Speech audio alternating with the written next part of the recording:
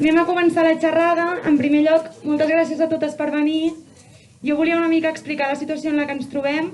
Primer de tot, dir que per la situació de Covid agrairíem que tothom portés mascareta quan no s'està menjant o sigui, quan el màxim temps que pugueu, i intentar també mantenir una mica les distàncies i aquestes coses. Llavors, dit això, una mica explicar la situació en la que ens trobem. Com haureu vist, l'altre dia van venir els Mossos a desallotjar-nos a primera hora del matí. Això és perquè l'actual propietat de la casa, que són els pares Pauls, va demanar al jutjat reactivar l'ordre de desallotjament, tot i que aquesta casa està en procés d'expropiació per part de l'Ajuntament. L'Ajuntament té el compromís d'expropiar la casa, està iniciant els tràmits de l'Ajuntament per canviar el planejament d'aquesta casa i que pugui ser equipament, però això a l'expropietari ha sigut igual i ha demanat reactivar l'ordre de desallotjament.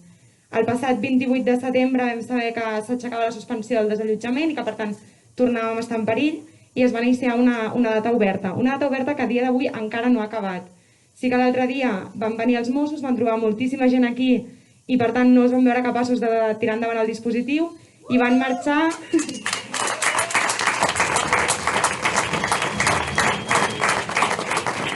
Llavors... Buenos Aires!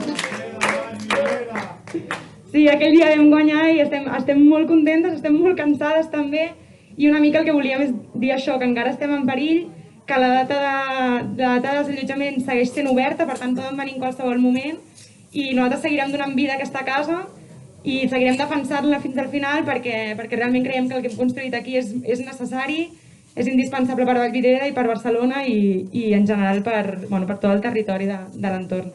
Dit això, us passo... no sé si havia de dir alguna cosa més. No? Us passo el Joan, que presentarà el César, i ja començarem la xerrada, val?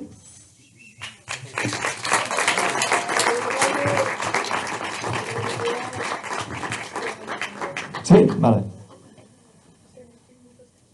Res, com sabeu, a banda de defensar l'espai de forma material, també volíem defensar l'espai a nivell de seguir mantenint tot el que hem fet fins ara, a nivell d'activitats, de concerts, de xerrades. I res, li vam demanar al César fa una setmana si podia venir i coincidint que estàs aquí per la Bienal, no? Sí. Per la Bienal, doncs va dir que sí i aquí el tenim. Llavors, hem muntat aquesta xerrada una mica a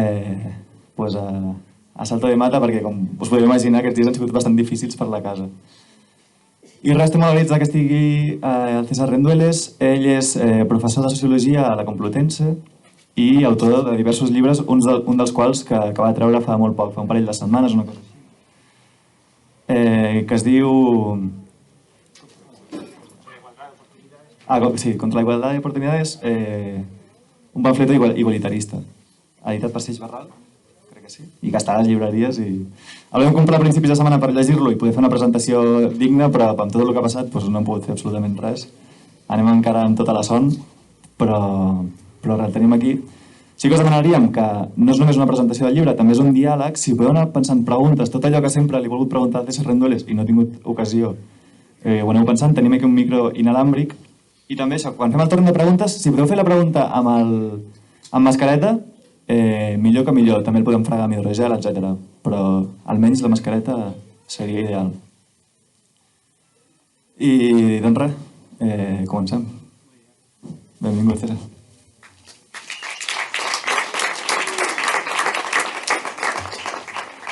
Bueno, muchas gracias. ¿Me oye? ¿Me oye aquí algún botón? ¿Puedes acercarte un pelín? Sí, o si quieres lo coge me lo acerco bien a la... Sí. Bueno, pues muchas gracias por la invitación. Me hace ilusión de verdad y lo único que siento es que, que la invitación sea en medio de un proceso de desalojo que confiemos en que seamos capaces o seáis capaces de detenerlo, ¿no? Quería pediros disculpas, voy a hablar en castellano, lo aviso siempre porque muchas veces la gente lee que nací en Girona, que es verdad, pero solo viví allí 2 años, o sea que no me dio tiempo a aprender ni a decir mamá en catalán, ¿no? Luego, yo crecí en Asturias y bueno, pues voy a hablar en castellano. que comentaba antes con las compañeras que desde luego no voy a hacer una presentación de un libro, me parecería obsceno en mitad de un proceso de desalojo venir aquí a hacer promoción, me parecería ridículo completamente. Y además, sobre todo, es que me parece que desde un punto de vista egoísta también es para mí una oportunidad de conversar y aprender de vosotras y de vosotros. Y entonces, si os parece bien, voy a hablar 5 minutos para romper el hielo y que podamos ir pensando de qué nos apetece conversar, pero vamos, la idea, o mi idea al menos, es que esto fuera un diálogo y que podamos hablar de lo que nos apetezca, ¿no? Pero sí quería un poco plantear algunas inquietudes bueno, que me rondan la cabeza y que tienen que ver con ese libro, que no voy a mencionar más, y que a lo mejor que sí que son compartidas, no todas, pero a lo mejor algunas sí en parte, y os han pasado cosas parecidas, ¿no? Yo empecé a darle vueltas a todo este asunto, ¿no?, del papel que juega el igualitarismo, no solo en los movimientos antagonistas, vamos a llamarnos así, sino en el conjunto de nuestras sociedades, y cómo son valores que han tenido un cierto declive con sus altibajos, ¿no?, pero que en los últimos 40 años una de las grandes victorias de las élites es conseguir que la desigualdad, nuestra falta de compromiso con los valores igualitaristas se nos haya ido metiendo en los huesos, la hayamos ido naturalizando, ¿no? Un poco menos en espacios como este, mucho más en cuanto pasas por esa puerta, ¿no? Y yo empecé a darle vueltas sobre todo a lo poco que lo había reflexionado. Recuerdo en el 15M, hace ya, bueno, pues sus buenos 10 años, ¿no? ¿Me acerco un poco más? ¿Sí? Va. Venga, así, a ver. Hace ya sus buenos 10 años en Madrid, en Sol, ¿no? Y allí, yo, claro, era un momento, imagino, bueno, los más jóvenes igual no, pero los que somos un poco mayores lo recordaréis con ilusión, seguramente, participaríais seguramente en algo de aquello. Fue un momento muy efervescente, muy emocionante, sobre todo para los que nos educamos políticamente en los años 90, que fue un periodo atroz completamente, pues de repente ver toda aquella emoción, toda aquella efervescencia. Pero también yo recuerdo así una cierta inquietud cuando miraba a mi alrededor y veía mucha gente que era como yo, ¿no? Todo el rato veía a gente muy parecida a mí, sociológicamente, no digo físicamente, ¿no? Sociológicamente muy parecida a mí. Mucha gente con un grado universitario, con un máster universitario, ¿no? Bueno, con una situación complicada, vital, de precarización, de dificultades para encontrar empleo, pero a menudo también con un cierto colchón familiar, ¿no? Y sobre todo echaba de menos seguramente a la gente que tenía más motivos para estar allí. Y empecé a darle vueltas a por qué, y sobre todo por qué nos importaba tampoco, porque le dábamos tan poca importancia a esa exclusión, a esa ausencia. Y eso a veces y fue muy desagradable a veces, ¿no? Pues como en cierto tipo de lemas o de reivindicaciones tuvieron mucha visibilidad. Esa idea, por ejemplo, de no, es que yo tengo no sé cuántos másters en no sé cuántos idiomas y he tenido que emigrar a Alemania. Bueno, ya, pero es que hay gente que no tiene máster y también tiene que emigrar a Alemania, y no sé por qué si tienes un máster es un drama y si eres camarero no es ningún drama, ¿no? Eso empezó un discurso meritocrático a generalizarse mucho, incluso entre las posiciones antagonistas, ¿no? Y a mí eso me dio de pensar, bueno, pues cómo se nos había ido metiendo esa clase de discursos en el cuerpo. Y se me grabó en la cabeza un vídeo un documental que pusieron en televisión española. Lo he contado 1000 veces, pero es que realmente me acuerdo mucho de ello. Era en el que salía un chaval asturiano de la cuenca minera que contaba que, bueno, pues él a los 18 años le hubiese gustado estudiar filosofía, pero bueno, pues en ese momento era el auge de la construcción y optó por la vía fácil. Y la vía fácil no era, yo qué sé, vender droga o entrar en el PP a traficar con altos cargos o algo así, ¿no? Sino la vía fácil era irte al andamio a trabajar 40 horas a la semana en la construcción. Y además es que yo sí había estudiado casi en la misma época filosofía. Y joder, yo no recuerdo aquello como un sufrimiento extremo, ¿no? Más bien tenía la sensación contraria, de tener un cierto privilegio de estar aquí leyendo a Platón mientras otros están en el andamio, ¿no? Y además lo financian con sus impuestos los que están en el andamio, ¿no? Pero me llamó mucha atención cómo ese discurso de la vía fácil, ¿no? Quien eligió no estudiar eran los que elegían la comodidad, curiosamente, ¿no? Calaba no ya solo entre las élites, lo cual, bueno, pues lo entiendo, es su discurso legitimador, ideológico, sino también a las propias víctimas de ese sistema, ¿no? Lo asumían como propio. Y además eso yo creo que ha tenido o tiene bastante que ver con por qué de repente, sin que nos demos cuenta, la extrema derecha ha aparecido en este país con una fuerza enorme, ¿no? Porque una parte gorda de su discurso y de las herramientas que usan tiene que ver con apelar a ese narcisismo meritocrático herido, ¿no? No, nosotros vamos a volver a los viejos buenos tiempos de cuando si estudiabas, no molestabas mucho, pagabas una hipoteca, todo te iba a ir bien, ¿no? Bueno, esa es un poco su promesa y la manera que consiguen llegar a gente a la que en principio, joder, pues tampoco son unos nazis peligrosos y no deberían sentirse interpelados por ese discurso, ¿no? Y además yo eso luego me dio la impresión, ya cuando el 15M se deshinchó, ¿no? Y todo aquello pasó a mejor vida, que en todos los ciclos electorales posteriores, que han sido, bueno, pues han sido lo que han sido, en fin, muchos de ellos mejor olvidarlos, ¿verdad? Pero que ese fenómeno de un cierto elitismo se reprodujo, incluso se amplificó, ¿no? Y que tanto en los municipalismos, como en las distintas confluencias, como en Podemos, todo ese proceso de que la gente que estaba ahí se parecía mucho a sí misma y muy poco, ¿no?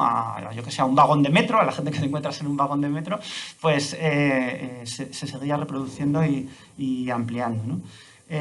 Y entonces, bueno, pues un poco a lo que me dedico últimamente es a darle vueltas a esto, ¿no? Cómo hemos llegado a naturalizar tantísimo esas formas de elitismo, y una de las cosas que me parecía que eran clave en ese sentido es el momento en el que nos dieron gato por liebre y nos empezaron a confundir explicándonos que la igualdad era lo mismo que la igualdad de oportunidades, ¿no? Y que son dos cosas completamente distintas. De hecho, la igualdad de oportunidades es en el fondo un proceso de selección de las élites. Para eso sirve la igualdad de oportunidades, ¿no? Eso que llaman el ascensor social, que es una metáfora asquerosa, pero que tenemos completamente interiorizada y normalizada. O sea, si hay un ascensor es porque hay abajo y hay arriba, claro, ¿no?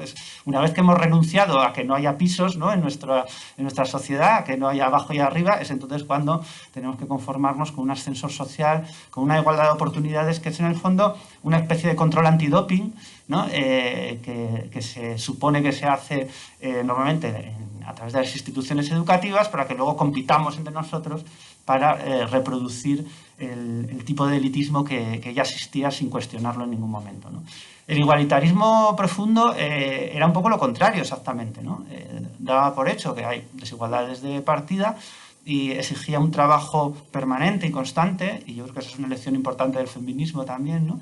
Para ir limando permanentemente esas desigualdades. La igualdad no era la igualdad no era un punto de partida, sino un punto de llegada, ¿no? Es lo que tenemos que conseguir trabajando permanentemente, políticamente, sobre ello, ¿no?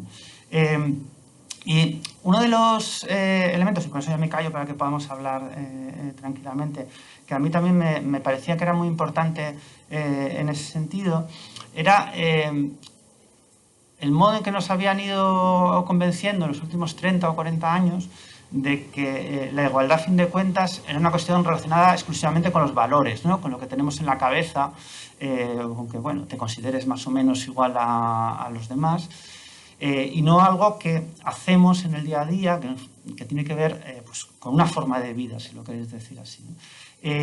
Y eso a mí me parece que se refleja en la pérdida de peso de las instituciones de socialización igualitarias. De hecho, era una parte muy importante de los proyectos igualitaristas tradicionales, de las tradiciones emancipatorias, ¿no? La idea de que no solo te tienes que considerar igual a los demás, sino que va a haber espacios sociales donde esa igualdad se va a poner de manifiesto materialmente, ¿no? Por ejemplo, en la escuela pública, ¿no? Donde nos encontramos gente de procedencias muy diversas, con maneras de ver el mundo distintas, ¿no? Y nuestros hijos, nuestras hijas y nosotros y nosotras convivimos allí.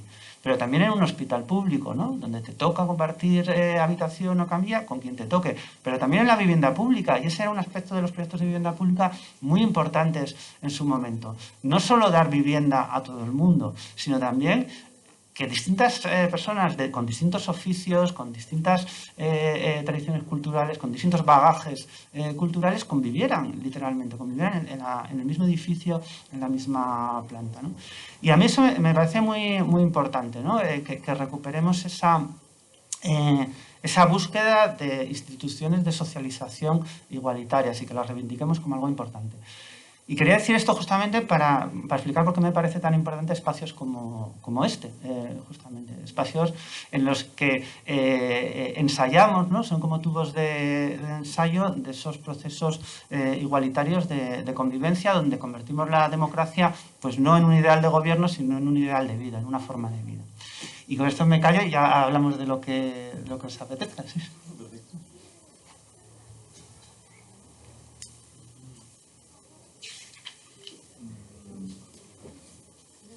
No sé si algú té alguna pregunta, si no jo començo amb la primera, i aquí tenim micros que ara, no sé si la Dura pot anar... Vale. Bueno, preguntas, reflexiones, o sea, que no tiene por qué ser preguntas, interpelaciones, lo que os apetezca. No, para abrir, a mí me gustaría hablar, por ejemplo, de que... Claro, se dice que ahora estamos en el gobierno más de izquierdas de la historia. Es una frase un tanto de la historia de España, pero eso se dijo así literalmente y corre por Twitter. Pero sí que me gustaría recalcar que, por ejemplo, pues en Barcelona está un partido que se considera pues, de izquierdas, en la Generalitat pues, también en coalición un partido que también se dice de izquierdas y en el gobierno pues, uno o dos partidos que se consideren de izquierdas. Pero bueno, así estamos. Entonces, es como, ¿cuál es el límite de la institución y hasta qué punto podemos confiar en ella para cambiar las cosas? No ya de las leyes en sí, sino de la capacidad de cambiar las leyes para que nos favorezcan cuando ya están partidos de izquierda en los tres gobiernos, al final, en nuestro caso. Y si, por el contrario, si no es posible confiar en las instituciones para que cambie todo de forma estructural, no para que cambie de forma estética, sino de forma estructural, si tenemos que confiar en estructuras paralelas que en muchos casos salgan de la ley, un caso, pues, por ejemplo, es ese, y si tiene que pasar por procesos ilegales de construcción de pues, poder popular, lo que sea, ¿me explico? ¿Hasta qué punto la institución puede darnos esas respuestas a cambios estructurales o tenemos que aceptar que va a tocar salirse de la ley para poder cambiarlo? Sí, bueno, no sé si queréis, es que yo soy bastante pesado y hablo muchísimo, entonces si queréis intervenir alguien más os respondo lo que queráis. Bueno, respondo mientras pensáis más cosas. Vale. Espera, un momento. No, solo que si alguien quiere el micro, que levante la mano y sí que pediríamos que se hablara con el micro con la mascarilla. Muy bien. A mí me parece que, desde luego, confiar en la situación actual exclusivamente en el cambio institucional hay que ser bastante iluso, ¿no? para ello. Y que yo creo que las instituciones de gobierno tienen límites estructurales de todo tipo, empezando por la propia maquinaria del Estado, que incluso con la mejor voluntad es un dique permanente a cualquier proyecto de cambio, ¿no? O sea, la derecha domina el aparato del Estado, incluso la gente que confía más en ese tipo de procesos de cambio a través de leyes, a través del trabajo institucional, se da cuenta de que es un bloqueo permanente, entre otras cosas porque ni siquiera tenemos, bueno, o ellos sí, ¿no? Cuentan pues, con los técnicos, todo el aparataje técnico necesario para intervenir ahí con una comodidad que yo creo que a nosotras y a nosotros nos resulta muy ajena, ¿no? Por otro lado, es verdad que se produzcan cambios estructurales o de calado sin contar de alguna manera con las instituciones, pues es un horizonte seguramente muy bonito, pero que yo ahora mismo en la sociedad de 2020 española lo veo lejano, ¿no? Así que, bueno, a no ser que nos queramos conformar, ¿no? Con pequeños espacios de resistencia, con pequeñas islas, ¿no? de vida diferente, y yo me resisto a conformarme con eso. Me temo que sí, también hay que contar con las instituciones. No creo que haya una solución clara de cuál debe ser la relación entre la institución y el afuera de la institución. Yo más bien creo que los momentos donde se han producido cambios más rápidos es cuando esas dos vías de trabajo político se retroalimentan.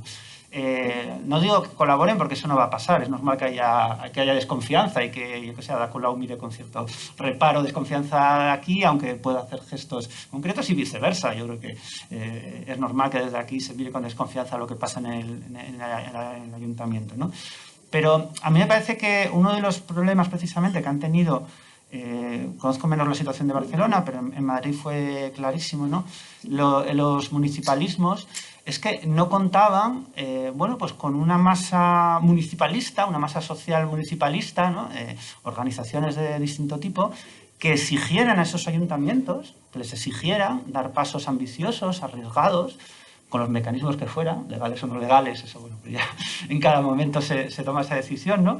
Pero que exigieran a los ayuntamientos que dieran pasos arriesgados y que los respaldaran cuando daban esos pasos arriesgados, porque son las dos cosas. Tú les exiges y cuando los dan, si es que los dan, ¿no? Les dicen, no, que estamos aquí para apoyarte frente a lo que diga La Razón, el ABC o el periódico de derechas de turno, ¿no?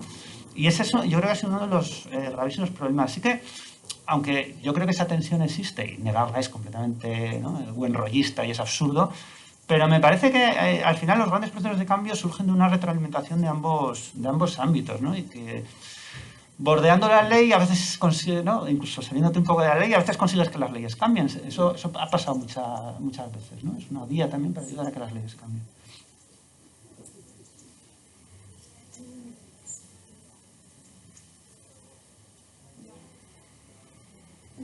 Nadie se anima.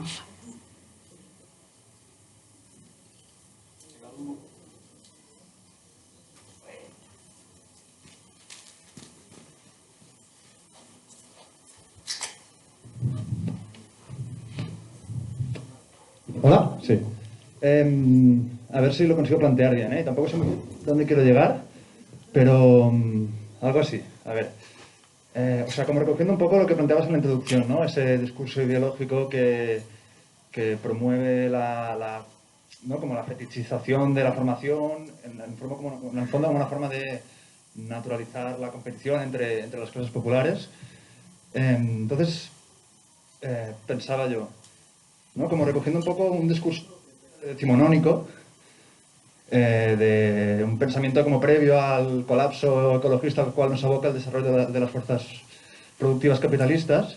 Pero a mí me gusta pensar la idea del desarrollo de las fuerzas productivas como una forma de emancipación colectiva en la relación dialéctica entre sociedad y naturaleza, ¿no? Como una forma de aprender a producir de forma más eficiente, de forma que podamos satisfacer nuestras necesidades colectivas con menos trabajo, ¿no? Una forma de emanciparnos de esta relación de esclavitud que tenemos con nuestro entorno.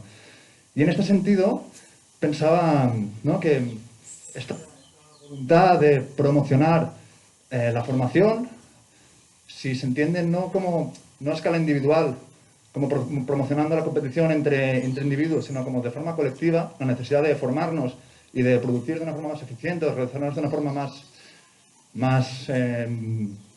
positiva con nuestro entorno, como una forma de emanciparnos, ¿no? Entonces, ¿cómo se consensúan estas dos posiciones?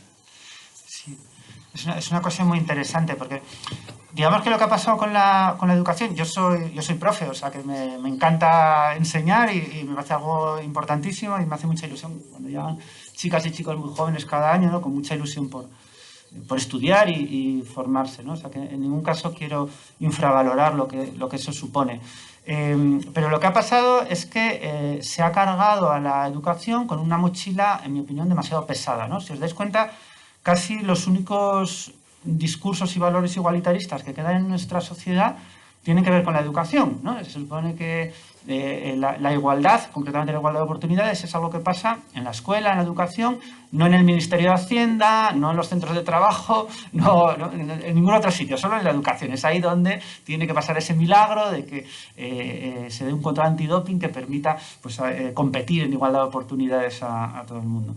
Y eso es absurdo, eso es absurdo, ¿no? La educación no tiene ese poder mágico para solucionarlo todo. Eso que has mencionado tú está muy bien visto, un fetichismo pedagógico, fetichismo educativo, que parece que la educación es la solución para todos nuestros problemas. De hecho, yo mismo lo hago y seguro que os habrá pasado más de una vez, ¿no? Que en cualquier discusión sobre lo que sea, alguien en cierto momento dice, es que esto solo se arregla con educación, ¿no? Nos ha pasado a todos mil veces, ¿no? Y eso, de alguna forma, es una interiorización de ese discurso. Yo creo que uno de los problemas es eso, que carga con una mochila muy grande a la educación, que no puede asumir algo así, y, en cambio, priva a la educación de sus auténticas potencialidades igualitaristas, que tienen que ver con eso que tú mencionabas, ¿no? Yo creo que la educación puede fomentar el igualitarismo formando parte de un proyecto igualitarista más amplio. Es decir, que habrá educación igualitarista cuando forme parte de un proyecto igualitarista en los centros de trabajo, en las familias, los centros deportivos, ¿no?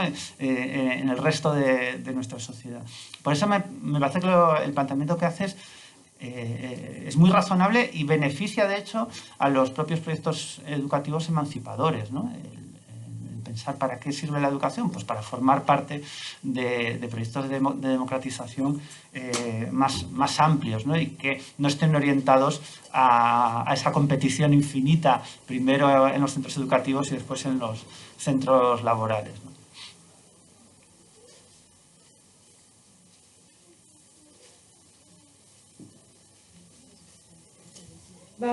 Aprofitem l'ocasió.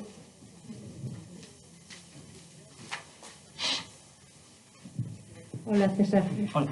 Yo quería preguntarte si en este camino hacia el igualitarismo, lo que llevamos 40 años de democracia, llevamos años de la pública, de hospital público, y parece que, bueno, todo está pintado para que sea muy bonito, pero al final, bueno, yo he vivido el franquismo y poco más o menos parece que no ha cambiado.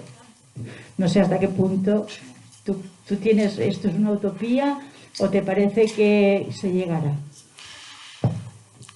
Claro, es que yo creo que aquí estamos un poco mal, tenemos poca perspectiva, porque pasamos efectivamente del franquismo al neoliberalismo, casi sin hueco entre medias, ¿no? Pero yo creo que es interesante también recordar cómo después de la Segunda Guerra Mundial, en sociedades perfectamente capitalistas, ¿no? Burguesas, en fin, no particularmente anticapitalistas ni nada parecido, ¿no?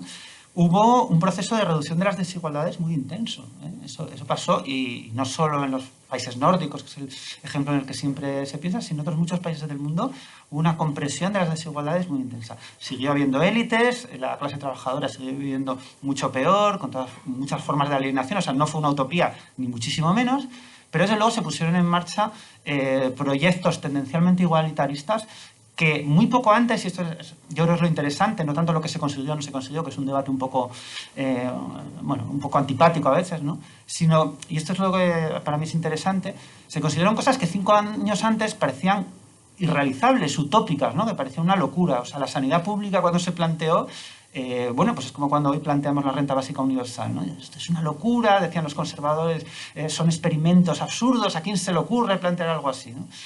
Claro, en España ese periodo nos lo saltamos porque estábamos con Franco, ¿no? Así que la única memoria que tenemos es el franquismo y el mini estado del bienestar, ¿no? Centrado un poco en sanidad, un poco en educación y ya, ¿no? Que hemos tenido en algún momento este país. Así que es verdad que tenemos un poco, yo creo, atrofiada la imaginación política justamente por ese proceso histórico.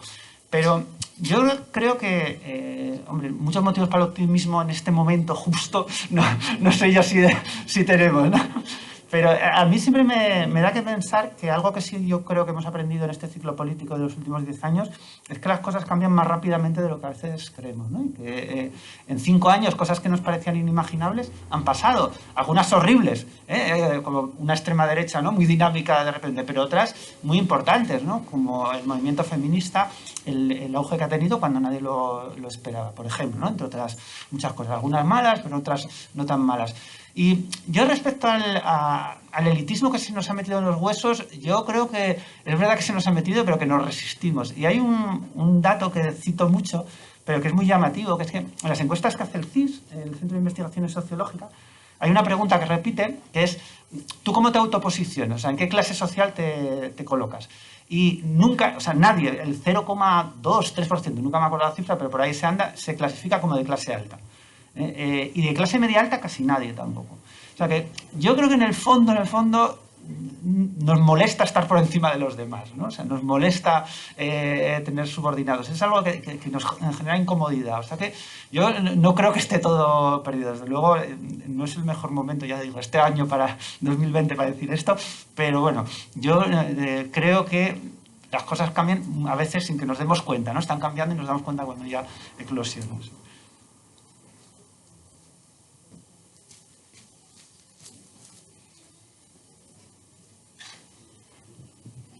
Bueno, primer de tot, si parlo en català, m'entens, no? Bueno, a veces sí, a veces no, según cómo te da. Tú hablas si quieres y si no me traduce yo, ¿te parece? Sí. Sí.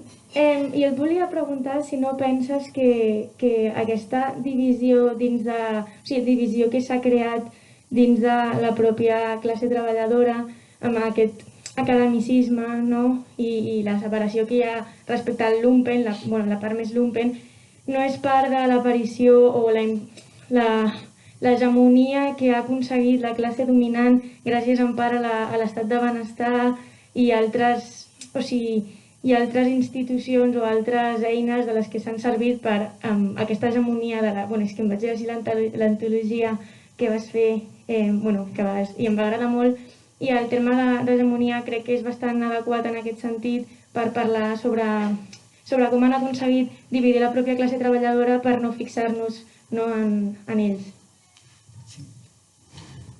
Sí, es una cuestión muy interesante, ¿no? Porque, bueno, yo aquí he hablado de de que se nos ha metido los huesos con estas metáforas, ¿no?, fisiológicas, de que se nos ha metido la desigualdad en la cabeza y tal, pero en el fondo tiene que ver con eso que mencionas tú y que Gramsci llamaba los procesos de hegemonía, y que no tiene tanto que ver con la transmisión de ideas, en mi opinión, también tiene que ver con la transmisión de ideas a través, pues, de los medios de comunicación o de la cultura popular, sino que tiene que ver con eso que, para mí, sobre todo con eso que decía antes, que son las dinámicas de socialización, cómo nos hemos socializado y qué es importante en nuestro trato cotidiano. Y, hombre, hay algunas cosas que son muy importantes en nuestro trato cotidiano y una, como puede ser, por ejemplo, la vivienda, ¿no? Yo creo que el patrimonialismo inmobiliario en la construcción de esa hegemonía que mencionas ha sido muy, muy importante. Porque, claro, la vivienda en propiedad ha sido un poco la salida individual que muchas personas, no solo de clase alta, sino de clase trabajadora también, ha encontrado para sortear, pues, la desigualdad y la miseria y legar prosperidad, sobre todo, a sus hijos, a su descendencia, ¿no? Es una especie de ascensor social aplazado. Tú te endeudas a muerte, ¿no?, durante 40 años, pero con la esperanza de legar prosperidad a tus hijos, a tus hijas, ¿no? Y eso, claro, pues genera efectivamente una cohesión social muy fuerte y, sobre todo, procesos de solapamiento de lealtades entre las clases trabajadoras, las clases medias y las élites. Porque, claro, la gente sabe que no va a vivir como Florentino Pérez. Nadie es tan idiota como para pensar que va a vivir como Florentino Pérez. Pero sí es cierto que los proyectos inmobiliarios de Florentino Pérez y esas estrategias cotidianas, ¿no?, de endeudarte, intentar pagar la casa, alegarla, se dan, pues, ciertos solapamientos, ¿no? Al final, bueno, pues sí, más o menos me voy apañando, o me iba apañando, ¿no?, antes de que estallara la crisis inmobiliaria. Y yo creo que como se gesta esa hegemonía, esa cohesión, es a través de esos procesos, a veces mucho más que de los discursos ideológicos explícitos, ¿no? Pasa algo parecido en las grandes ciudades con la escuela concertada. La escuela concertada, que también es un instrumento de hegemonía muy importante, pues ha tenido que ver con eso. Se ofrece a algunas familias, no pocas, porque en Madrid estamos ya al 50% de pública y concertada privada, pues ofrece a algunas familias un instrumento para sortear la degradación de la escuela pública, ¿no?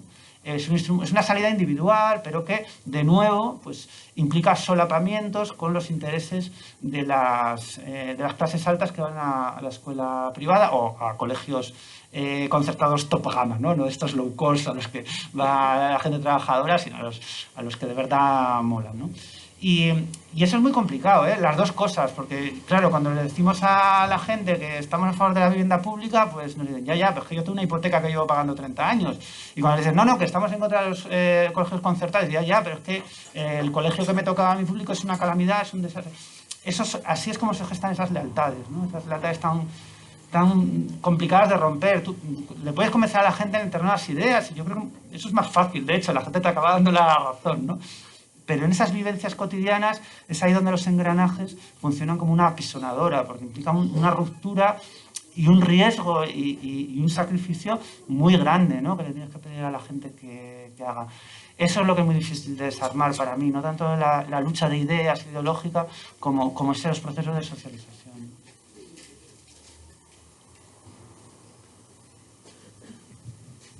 Hola, ¿qué tal? Hola. Bueno, yo quería volver a abrir un poquito el melón sobre el tema de la educación y la igualdad de oportunidades, sobre todo en el ámbito de la educación.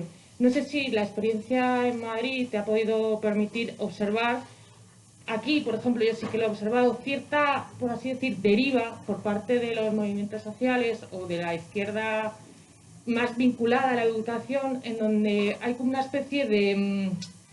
Sí, de preocupación porque la educación pública adopte pedagogías vinculadas a las nuevas pedagogías, ¿no?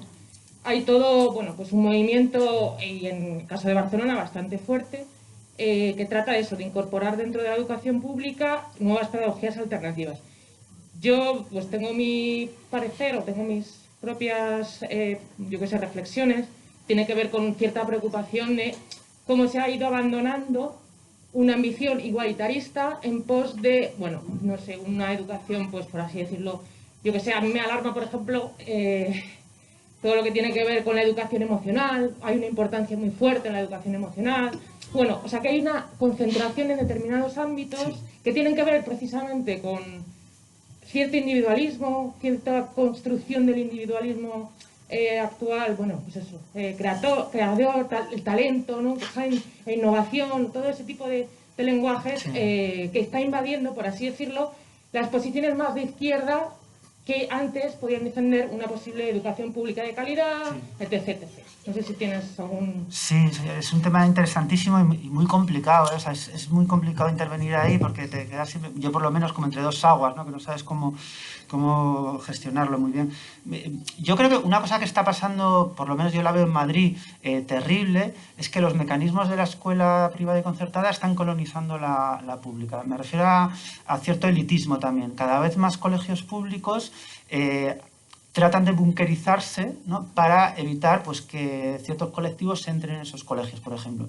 A veces, ¿no? Las propias instituciones no, se quejarán de que nosotros vulneramos la ley, pero ellas también lo hacen, ¿no? Os pongo un ejemplo de algo que yo he visto, ¿eh? Esto no me lo han contado, lo he visto yo. Pues, por ejemplo, como es muy difícil expulsar a un niño por su bajo rendimiento, de hecho es ilegal, pues lo que se hace a veces es expulsarle del comedor. Que es muy fácil, es una cosa administrativa, no, por mal comportamiento se te expulsa del comedor.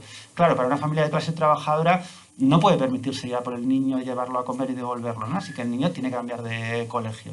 Eso está pasando. Se han llegado a dar, ahora se ha prohibido, pero se han llegado a dar puntos para que entraran en los colegios a niños por ser hijo de exalumno. Claro, un migrante no va a ser exalumno de un colegio de Madrid de hace 20 años, ¿no? Eso no va a pasar, ¿no? O sea, son formas de replicar lo que ya hacen los colegios concertados y privados, trasladándolo a la pública. Entonces, ahí, eso me preocupa muchísimo. Pero hay un segundo proceso todavía que tiene que ver con la pedagogía, que es en el que tú incidías, que es con la presencia, pues eso, de los métodos que la vanguardia pedagógica están aplicando en la concertada, tratar de incorporarlos a la pública. Y eso es particularmente, voy a decirlo así, civilino, porque realmente ha habido una apropiación de todas las pedagogías críticas que originalmente era de la izquierda. La vanguardia pedagógica crítica siempre fue un movimiento de izquierdas y que apostaba por la pública. Los movimientos de renovación pedagógica de los años 80 era una apuesta muy fuerte por la educación pública desde el igualitarismo educativo. Eso en cierto momento se apropió de ello la escuela concertada, los pedagogos pijos estos que ¿no? te lanzan toda clase de consignas en inglés, la flipped classroom, no sé qué, se apropiaron de ello y nos lo han devuelto, convertido pues, en un monstruo meritocrático, burocrático, centrado efectivamente en habilidades emocionales misteriosas, capacidades de liderazgo y creativo, que acaban perjudicando, lógicamente, a los chavales y chavalas de clase trabajadora que no tienen una familia en casa que les puedan ayudar a superar, ¿no? todo ese marasmo incomprensible de aspiraciones, términos y proyectos, ¿no? Así que ahí yo creo que de todas formas tal vez lo que deberíamos hacer es no conformarnos con simplemente resistirnos a todo eso, sino reivindicar que la vanguardia de renovación pedagógica era nuestra y que somos capaces de proponer una alternativa, no conformarnos con lo que hay, sino proponer una alternativa de renovación pedagógica realmente igualitarista y que apueste de verdad por la pública.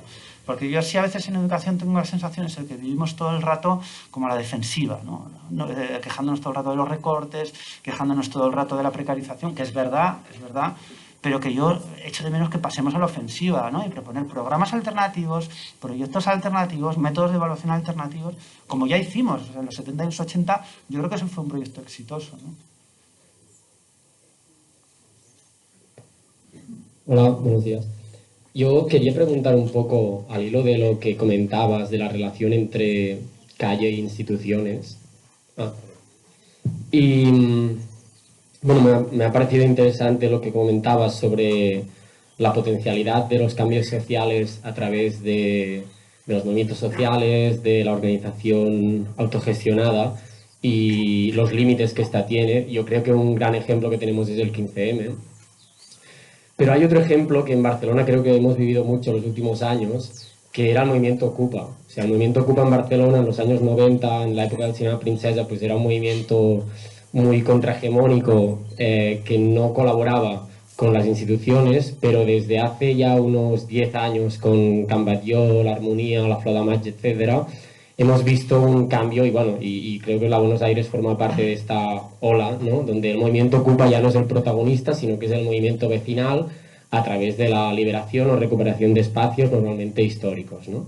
Entonces, bueno, en realidad quería preguntar sobre otro tema, pero quería introducir por ahí porque creo que es interesante reflexionar sobre esto. Pero creo que hemos vivido otro gran proceso de colaboración entre instituciones y calle en Cataluña, que ha sido el proceso de autodeterminación catalán. Entonces, te quería preguntar sobre eso, sobre qué lectura se hace desde Madrid, digamos...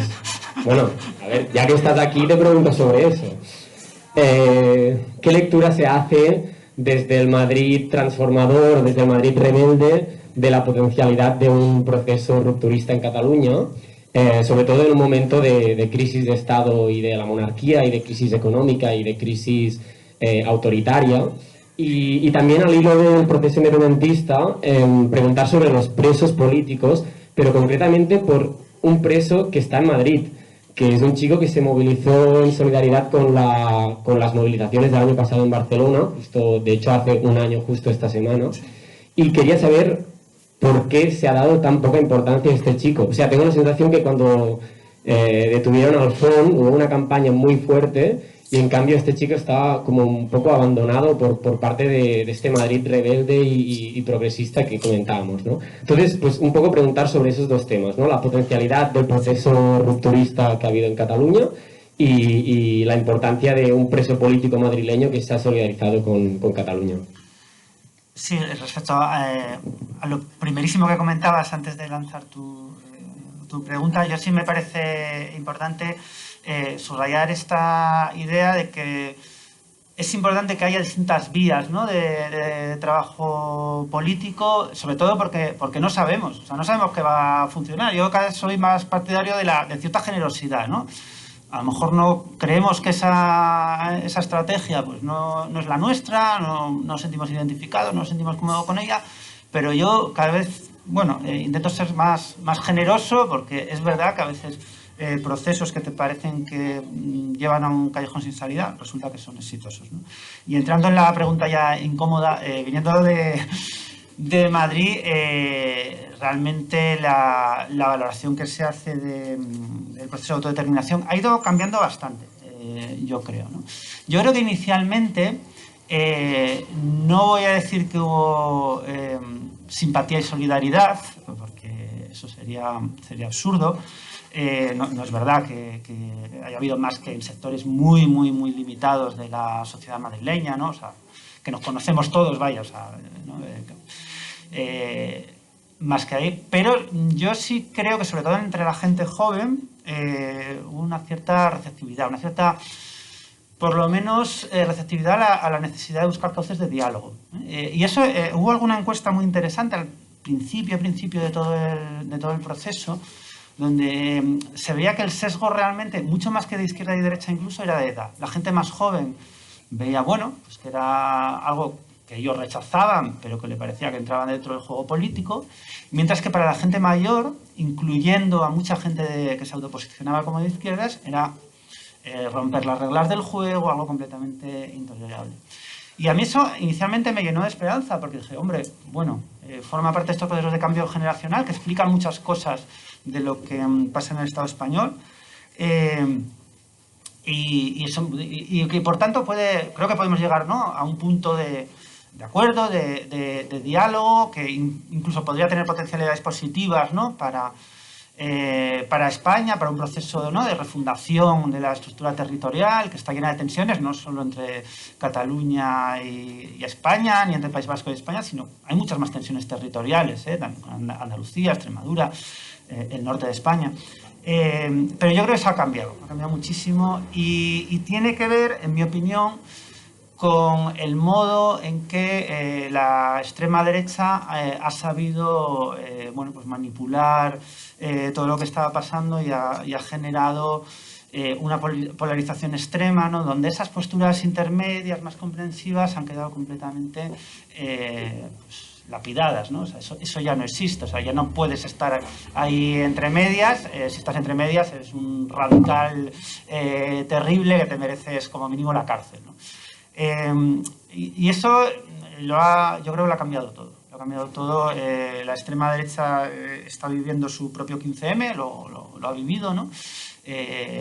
O sea, vivir fuera de aquí, lo de la España de las banderas, de los balcones, fue muy impresionante, muy impresionante. O sea, fue un cambio enorme. Yo llevo muchos años viviendo en Madrid y nunca había visto nada parecido, nunca jamás, ¿no? Y eso lo ha cambiado todo, y me hace ser más pesimista, ¿no? Porque digamos que a quienes tenemos posiciones, ¿no?, pues, más receptivas a lo que ha pasado aquí, a lo que está pasando aquí, pues nos vemos mucho más arrinconados y con muchas menos vías de diálogo y para convencer a la gente. Y eso explica, creo, también por qué se ha desatendido a todos los presos políticos en general. Yo creo que en este país ha habido unos cuantos presos políticos desde hace mucho tiempo, y desgraciadamente en el País Vasco hemos conocido muchos casos absolutamente escandalosos a los que no solo en Madrid se ha desatendido durante mucho tiempo, ¿no? O sea, que eso casi forma parte de nuestra propia tradición política, ¿no? Yo creo que solo en algún momento haremos memoria colectiva y nos avergonzaremos, ¿no?, de cómo consentimos no solo el caso de los presos políticos catalanes, sino el caso, por ejemplo, de Arnaldo Otegi y todos sus compañeros, que se tiraron 6 años en la cárcel, que se dice pronto, por ayudar en un proceso de paz. Así que eso, lamentablemente, decir que ni me sorprende ni me parece nada extraño. Eso forma parte de la normalidad, ni siquiera de Madrid, desgraciadamente de todo el país.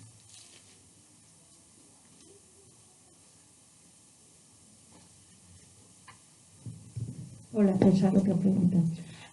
Yo leí hace un tiempo que después de la Segunda Guerra Mundial, cuando la Guerra Fría, los países más capitalistas decidieron que el bienestar social sería una garantía de paz social.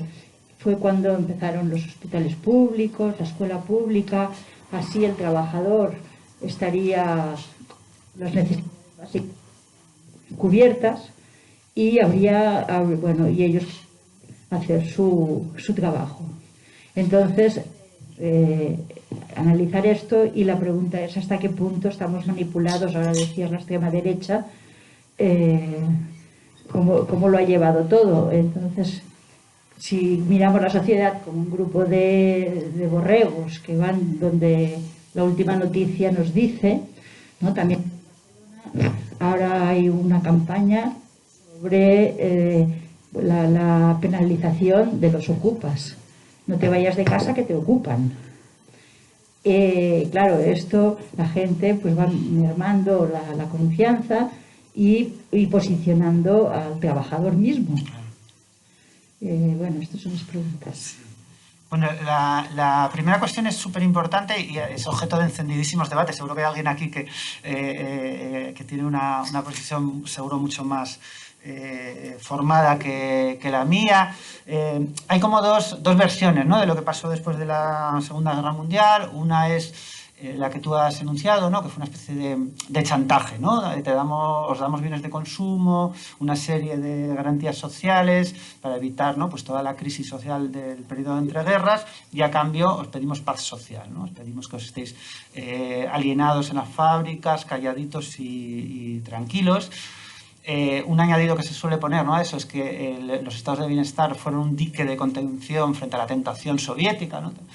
Y, hombre, hay algo de verdad en eso, evidentemente, ¿no? Fueron momentos donde se redujeron las desigualdades, pero solo hasta cierto punto. En cierto punto eso separó ese proceso, ¿no? Y es verdad que fueron sociedades también muy alienantes, donde se exigía a cada uno en su lugar. Pero yo creo que ese también es un relato un poco sesgado.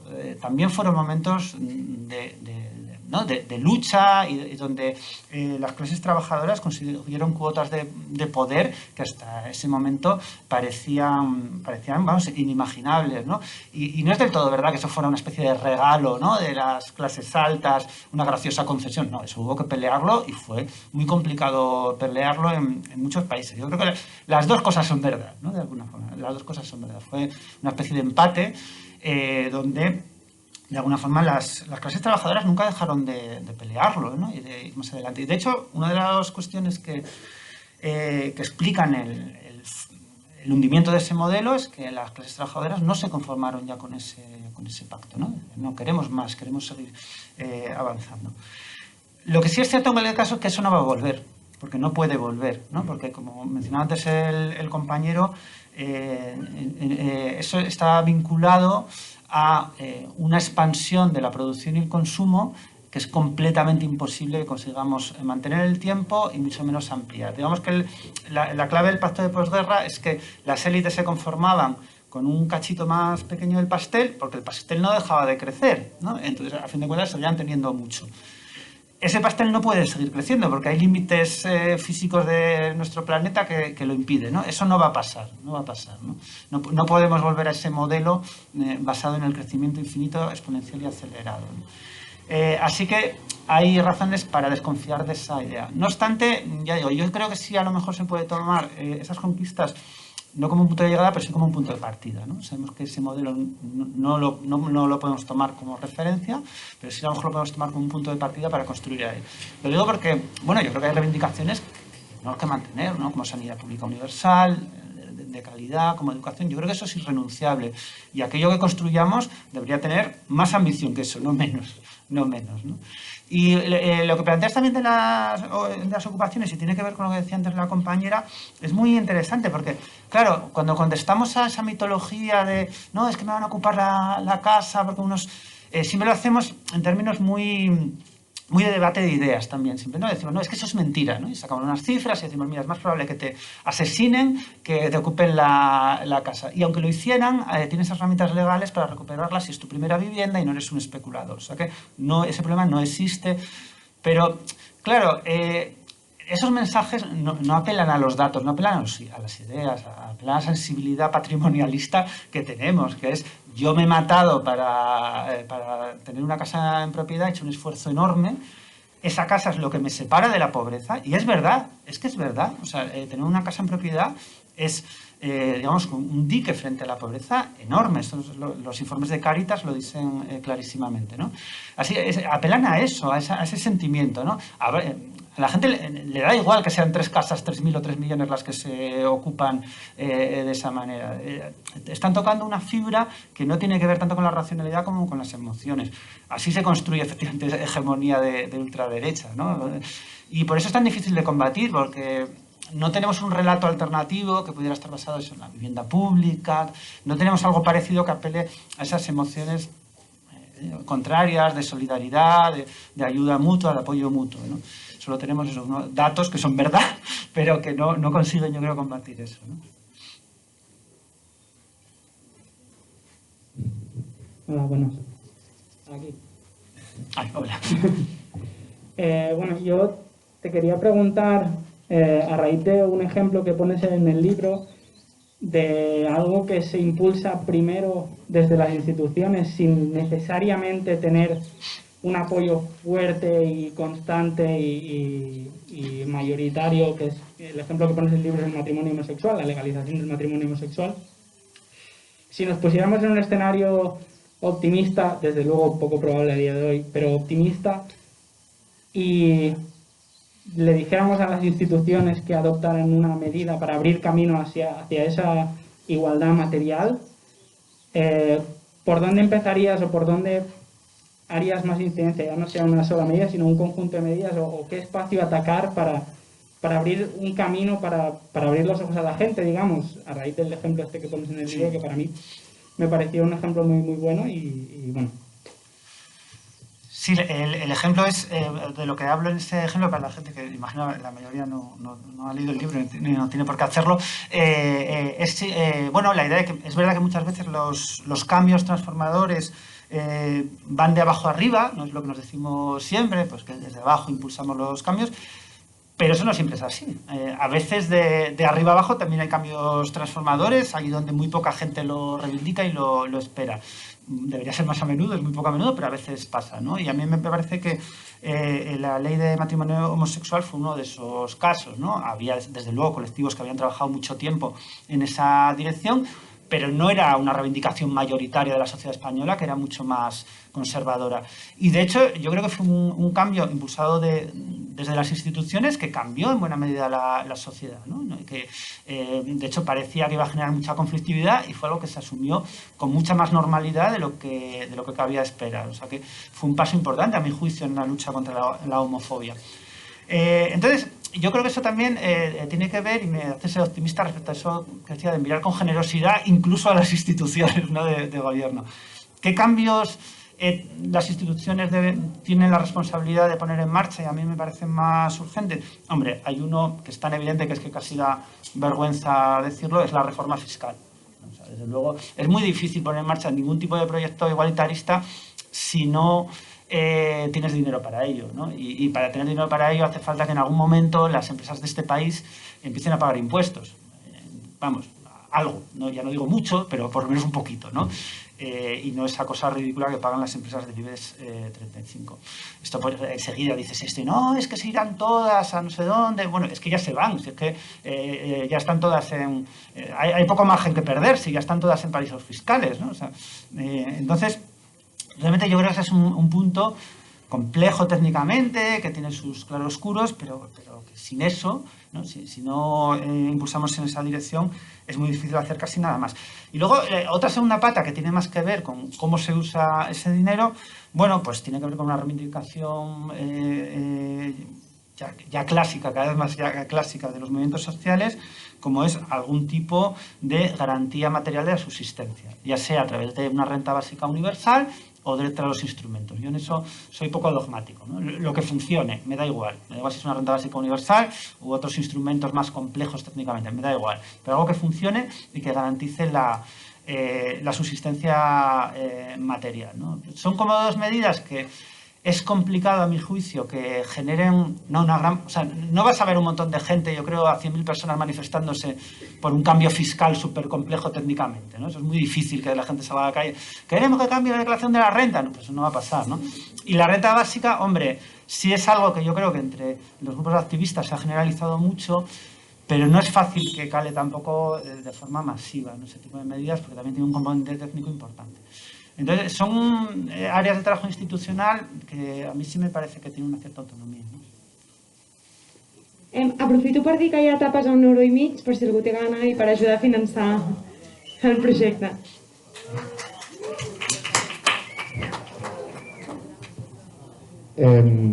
Bueno, bon dia i estic encantat que estiguis aquí i haver pogut venir. Jo sí que volia començar una mica... Jo sí que he llegit el llibre i recomanar a tothom que el llegeixi perquè no ho hem volgut fer, però... Perquè jo crec que és un llibre que et diu tota l'estona això, o sigui, tu comença per parlar amb la resta dels seus veïns, comença per parlar a la teva feina amb la gent, organitza, comença, i així és com es va construint la democràcia, no? I aquest llibre ho té perquè tu quan vas llegint cada capítol són temes per separat, de diferents temes polítics, no? I l'acabes de llegir el capítol i dius, hòstia, jo això sol no ho puc solucionar. He de debatre-ho amb altra gent perquè no tinc clar per on tirar, per on no l'altre. No sé si és l'objectiu, però vamos, ho aconsegueix perfectament. Dit això, jo volia com posar una mica el tema a la taula dels vigilants de balcó durant la Covid, perquè a mi em sembla que... O sigui, no tinc clar la meva posició, però per una banda crec que és un impuls igualitarista de la gent, d'això, de veure que hòstia, hi ha gent que està al carrer i jo estic aquí cuidant de tots, estant al balcó i segurament la via va més per la part autoritària, més tendent al feixisme, però per altra banda té la part aquesta de l'igualitarisme profund que no ens agrada veure a no sé qui que està fent no sé què que no hauria de fer-ho, o que s'està pavoneando de que ell ho pot fer i nosaltres no. Llavors res, posar aquesta sobre la taula i que tu una mica perquè crec que no ho toques i no té sentit acabar d'entrar al debat d'això, llavors per això. Sí, lo de los vigilantes de balcones es súper interesante en realidad porque tiene justamente esa dualidad, esa ambigüedad que tú mencionas, ¿no? Y que se dan en muchos proyectos igualitaristas, en muchos procesos igualitaristas. O sea, cuando hay, sobre todo en momentos de catástrofe, lo que se suele producir es una mayor cohesión social, pero al mismo tiempo la parte fea de la cohesión social y del igualitarismo, ¿no? Que suele aumentar también por la vigilancia, a veces la represión también, ¿no? Que eso nosotros reivindicamos mucho los vínculos sociales, ¿no? La comunidad, el apoyo mutuo, pero nos olvidamos que eso también tiene su trampa represiva, ¿no? y que las comunidades densas siempre han sido lugares a veces muy reaccionarios donde había un control social extremo, ¿no? Y entonces yo creo que efectivamente, ¿no? En ese momento del confinamiento se vio muy bien eso. La gente yo creo que en general fue muy solidaria en el sentido de que cumplió, ¿no? Con aquello que consideraba que era necesario para ayudar sobre todo a los que peor lo estaban pasando, a los colectivos vulnerables.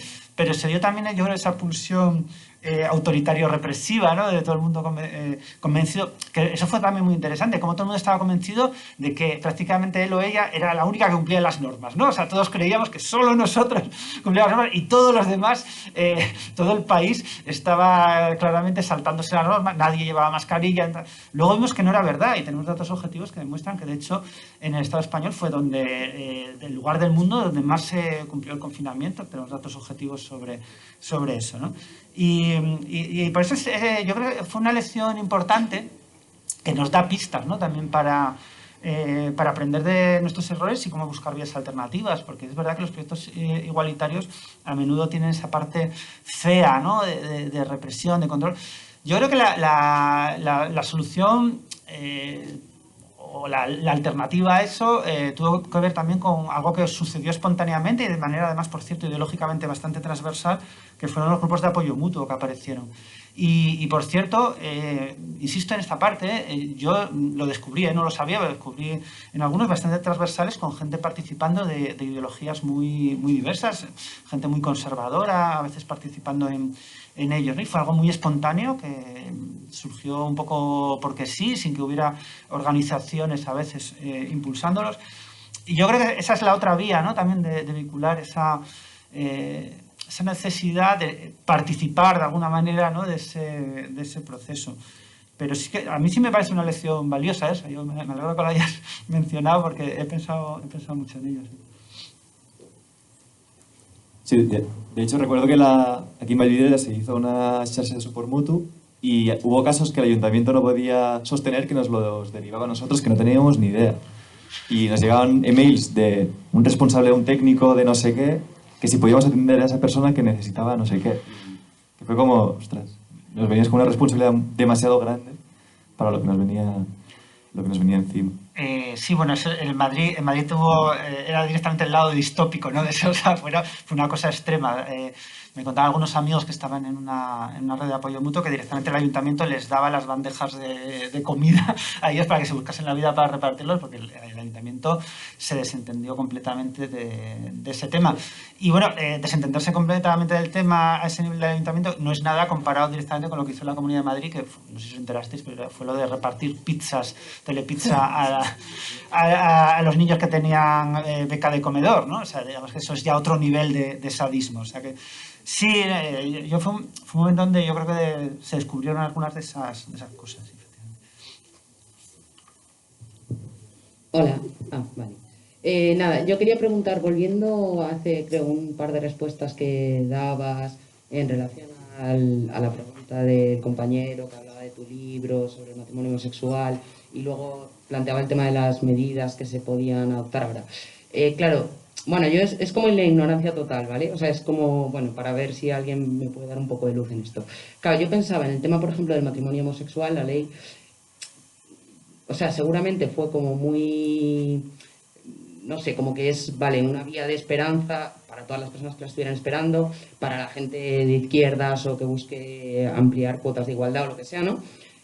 Pero claro, veo aquí, vale, se hace, es como, o sea, para mí fue una medida como muy potente y muy valiente del gobierno en ese momento, pero claro, lo pienso y digo, bueno, esto es un tema de, o sea, gays, lesbianas, bueno, si no sigo... Sí. Vale. O sea, hay con dinero, sin dinero, como sea, ¿no? Sí, sí. Entonces, igual, determinadas clases sociales no lo van a reconocer, porque no tienen con las iglesia, les importa, les apetezca, les avergüence, estigma, lo que sea. Pero, claro, entiendo que en el momento en el que el marco se genera, echarlo para atrás desde las personas que lo buscaban, lo que ya se entiende, y desde las personas que no lo habrían impulsado, creo que es difícil porque generaría un conflicto entre ellos. Es como, hostia, alguien ha puesto sobre la mesa, yo estoy en esta situación, soy igual que tú en términos económicos, no me vengas a joder. O sea, no sé, entiendo que es mucho más conflicto, pero bueno, yo me lo planteo. Claro, en cambio, en las medidas que podían ahora tener más relevancia o que podían ser más necesarias para revertir el contexto actual que tenemos, claro, yo veo desde mi ignorancia, digo, vale, vamos a suponer que se pudiera poner sobre la mesa, bueno, de hecho, bueno, la renta de inserción más o menos así tímidamente está ahí y tal, ¿no? Vale, vamos a suponer que se pone, que se consigue desarrollar y que es una realidad.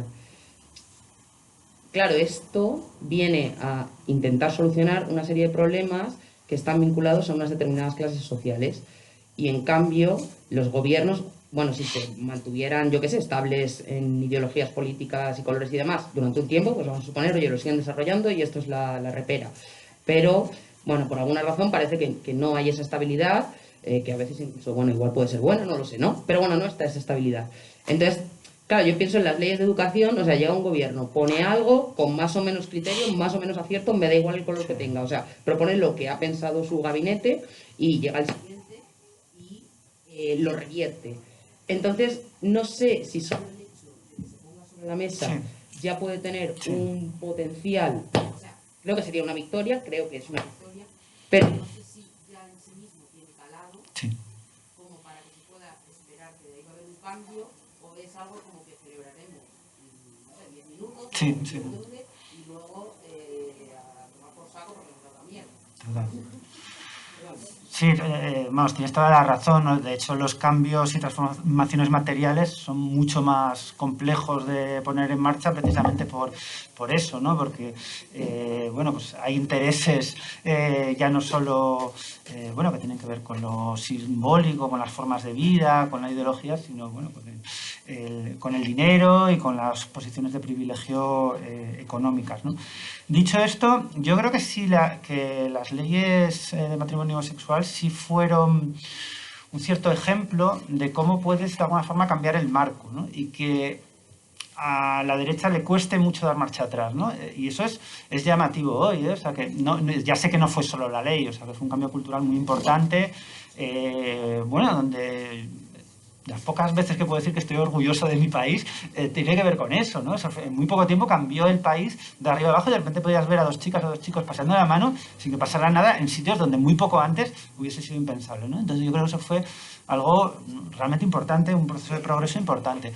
Y hasta tal punto que cambió el sentido común, el marco, que incluso los colectivos homófobos o los partidos homófobos o la gente homófoba tiene que buscar vericuetos para expresar su homofobia. No lo pueden decir abiertamente, ¿no? Tienen que meterse la chorrada esa del pin parental, no pueden decir somos homófobos, odiamos a las personas homosexuales. No lo pueden decir abiertamente, ¿no?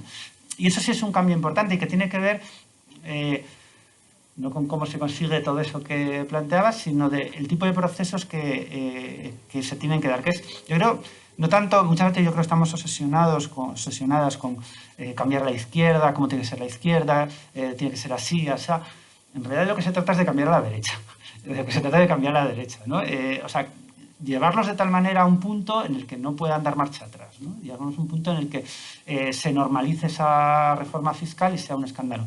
Y eso, insisto, no en España, pero sí ha pasado en otros países, al menos en ciertos momentos, ¿no? Que, bueno, pues se daba por descontado que había algo parecido a salarios máximos, bastante parecido a salarios máximos, por ejemplo. Y eso no se consideraba algo particularmente de izquierdas. O se da por descontado, por ejemplo, esto es muy interesante, que no podía haber televisiones privadas. Y eso no se consideraba de izquierdas. Bueno, lo he mencionado muchas veces, pero es verdad, había una cosa que contaba Toni Domenech, ¿no? Un debate parlamentario donde en Alemania, donde el candidato socialdemócrata, acusaba al candidato democristiano de querer autorizar, en los 70, las televisiones privadas en Alemania, ¿no?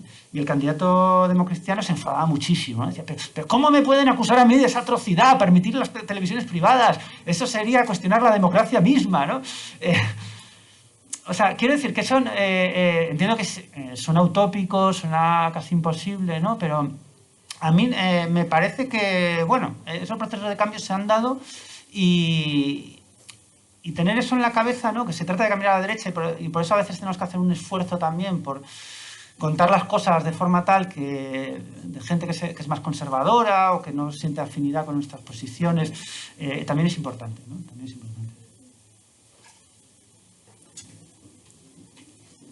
Anem fent ja les darreres preguntes. Hola. Yo te quería preguntar por una cosa que has dicho al principio y que llevo como mucho rato dándole vueltas. Cuando hablabas de Sol, te has referido como que la gente que había alrededor de la plaza eran muy parecidos a ti, ¿no? Sin decirlo, a mí me evocaba una idea como la gente que había en la plaza eran de clases medias y la que no estaban eran las clases bajas. Y es un tema que hace mucho tiempo que lo estoy dando vueltas, entonces es parte de mi olla, pero reflejada en ti. Vale. Y entonces, lo que me venía en la cabeza es que hay como un discurso muy fuerte, muy hegemónico alrededor de que todos somos clases medias, hasta el punto que las clases bajas como clases aspiracionales a las cuales quieren acceder llegan a empatizar más con la propia clase media que no con la identificación de su clase. Entonces la duda que me generaba es, bueno, si estamos todo el rato diciendo es que siempre hay gente por debajo de nosotros, hasta me he encontrado en situaciones súper precarias de gente sin casa, de gente que está durmiendo en la calle, haciendo referencia de no, hay gente que está peor. Hay gente que lo pasa más mal, yo soy un afortunado, quizás estoy durmiendo en un banco, es como, bueno, es un poco surreal, ¿no? Y entonces la duda que me surge a partir de esto es en base a qué construimos una identificación social, en base en qué identificamos la clase, cómo nos nombramos, no sé si es... Sí. Nombramos, perdón, ¿vale? Cómo generamos, ¿no?, empatía sin dejarnos nadie atrás, reconociendo que siempre, bueno, que hay gente que está peor que nosotros y esto lo debemos tener en cuenta y que hay gente que no participa de nuestros movimientos sin que esto rompa con la idea de que hay unas clases sociales que somos la clase trabajadora y que ahí estamos. Sí, es una cuestión excelente. No, yo lo primero coincido con la idea de no fustigarnos, ¿no? O sea, eso es súper importante, de no estar castigándonos permanentemente porque siempre hay alguien por debajo, alguien que está peor. Pero bien es cierto, hombre, yo lo he dicho en primera persona, desde mi propia posición, y es que a veces yo me encuentro en foros con situaciones surrealistas. Me pasó hace un año o algo así. No voy a decir quién me lo dijo, porque es una persona conocida, ¿no? Porque decía, no, es que ahora ya todos somos precarios. Dice, hombre, a ver, yo es verdad que soy interino, ¿no? No tengo un contrato fijo, pero soy profesor de universidad, tengo 3 hijos, un trabajo bastante estable, gano un buen sueldo. Entiendo el sentido en el que se puede decir algo así, pero vamos, si un repartidor de globo ¿no? me oye decir algo así, pues entiendo que me quisiera dar un bofetón, ¿no? Porque me parece una falta de respeto, ¿no? Entonces eso sí me parece que está ahí y que sobre todo una parte, ¿no? de la política o de las formas de hacer política que surgieron de Sol discurrieron por ahí, ¿no? Por ese discurso tan habitual que te acordarás, ¿no? De no, nuestros pobrecitos jóvenes increíblemente cualificados, la generación mejor preparada de... Bueno, y si no está tan bien preparada, ¿qué? ¿Qué pasa? Entonces sí, se merecen todo lo malo que les pase, ¿no? Me lo contaba también una compañera que decía, no, es que Pablo Iglesias vino a hablar a Vallecas, ¿no? Y me contó, no, estos jóvenes que han salido de Vallecas y han estudiado y han conseguido más... Bueno, no sé, algo también para mí que soy cajera podría decir, ¿no? De vez en cuando, ¿no? Es decir, que soy camarera, pues alguna palabra también podría dedicar a mí. Tiene que ver con eso. Bien es cierto que en Sol, igual que en Plaza Cataluña, hubo todo tipo de gente, por supuesto que sí, muy diversa, en situaciones a veces espantosas, y yo recuerdo casos concretos de gente que relataba situaciones terribles, ¿no? Pero digamos que el protagonismo, sobre todo público, muy autoasumido, yo creo que sí discurrió un poco por ahí. Y a mí me preocupa, ya digo, no, si tampoco sin fustigarnos, es normal también que los grupos, bueno, pues con más capacidad expresiva, acostumbrados también a que se nos escuche, porque es la verdad, acostumbrados a que se nos escuche, pues a veces tengan ese protagonismo. Yo lo único que pido es que eso se considere un punto de partida indeseable, que hay que corregir, ¿no? Y que tenemos que corregir. Y el problema finalmente de esa perspectiva, que lo has explicado muy bien, ¿no? Del clasemedianismo, de esa identificación con las clases medias, es que no hay una tampoco, y de nuevo volvemos a lo mismo, ¿no? Una manera fácil y realista de explicar cómo son las cosas, porque son situaciones muy complejas, ¿no? Y cada vez más, además, ves gente, bueno, pues que tiene a veces un entorno familiar o social, bueno, pues sí de clase media, pero que se ha visto precipitada en situaciones terribles, ¿no? de carestía material. Ves también a veces pues gente de clase trabajadora que lleva generaciones y generaciones en situaciones de miseria. O sea, son dinámicas a veces más complejas de lo que somos capaces de explicar de manera sencilla y comunicarlo de manera sencilla para generar esas lealtades sociales. En cambio, la imagen de la clase media, ¿no? es inmediata, ¿no? Estás ahí, quieres llegar a ello, no es un exceso, no son los ricos, de verdad, es una cosa de vivir con dignidad, y no tenemos imágenes similares, ¿no? Capaces de generar esa cohesión. Ya te digo, yo lo he contado de una manera un poco antipática al principio, porque, insisto, hablaba en primera persona, y creo que es obligado a hacerlo, porque yo a veces me encuentro en sitios con gente imposible, ¿no? Que te cuentan unas historias de ciencia ficción que se ponen a ellos muy guapos y muy listos. Pero más allá de eso, creo que tienes razón, ¿no? O sea, las cosas son bastante más complejas de cómo las he contado. Vale, quanta gent vol parlar? Perquè crec que hi ha bastants torns. Allà hi ha un companyero. 1, 2, 3, 4, 5. Vale. Vale, fem aquestes 5 i tanquem. Prioritzo la gent que no ha parlat encara. Llavors... No sé si mejor hacemos las 5. Sí, estaría guay, mejor, porque es que además yo me enrollo mucho y así mejor. Sí, em sembla bé, doncs fem això.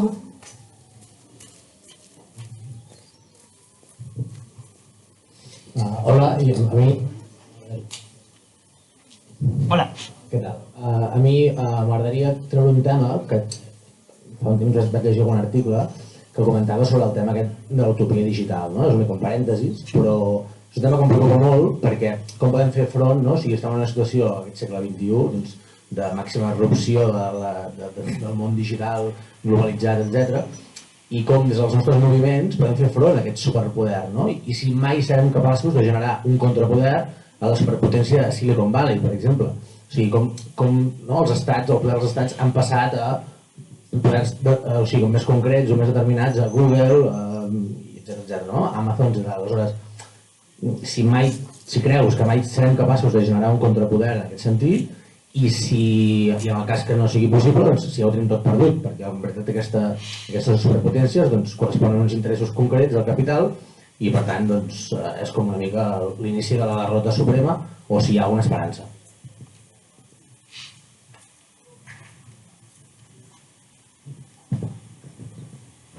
Gracias, César, por tus aportaciones.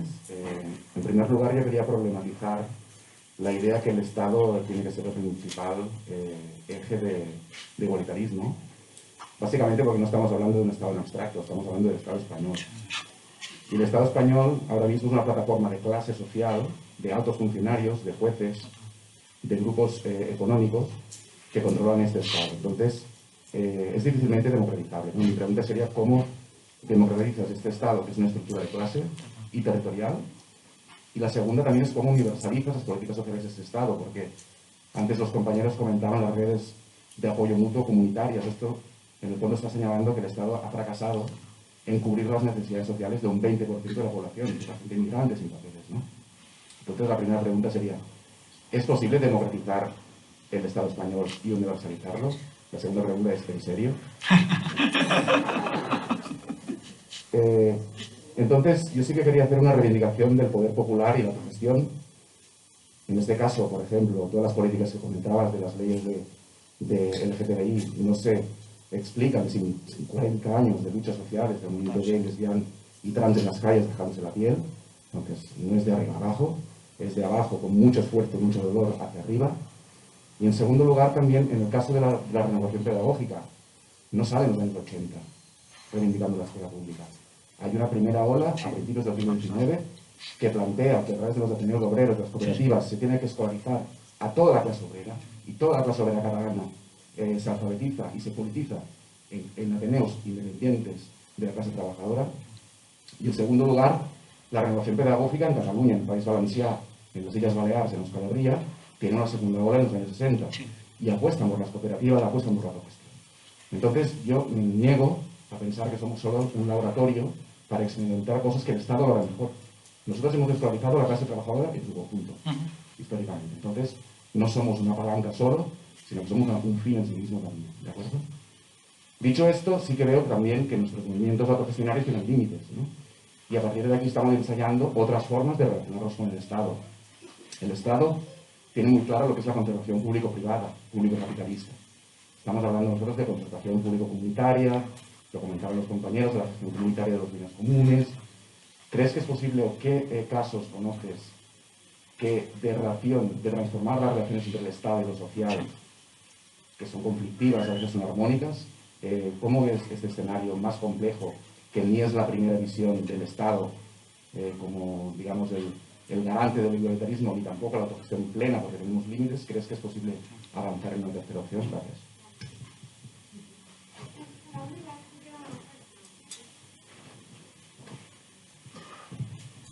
Hola, César, ¿qué tal?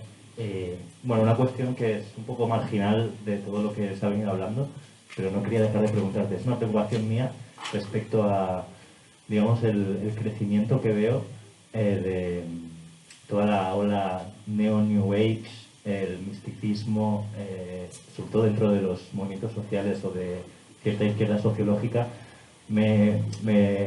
Lo reflexionaba cuando estoy leyendo tu libro En Bruto, ¿no? Cuando hablas del idealismo y dices que de alguna manera, claro, el idealismo no es una cosa mucho más sofisticada y no es la negación, ¿no?, de la realidad material y de la primacía directamente de algunas ideas, pero sobre todo en este momento, en este contexto de coronavirus y de crisis económica y tal, donde se polarizan tanto como cuestiones también ideológicas latentes, veo de alguna manera este humus, este magma de movimiento antivacunas, misticismos de todo tipo, este psicologismo, cómo ha permeado, digamos, en todo un campo social, que al menos yo veo unos elementos, una potencialidad reaccionaria y y además directamente individualista, capitalista y antipolítico, digamos, que a mí me preocupa mucho. No sé si compartes esta visión.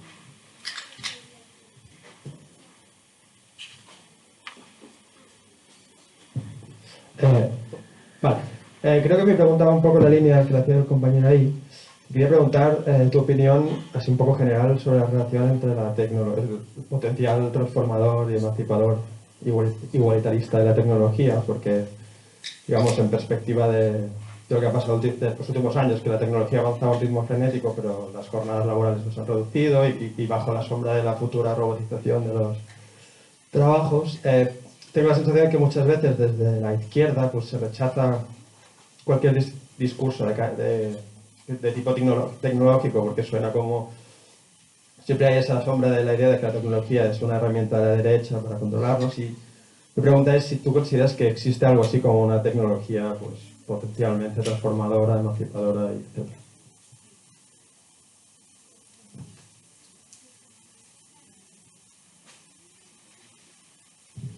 Pregunta rápida. César, el auge de los partidos de extrema derecha neonazis en toda Europa, ¿qué opinión te da? Pregunta rápida, respuesta. Yo tengo una última pregunta, así muy rápida también, si puedes, que le tenía la espina.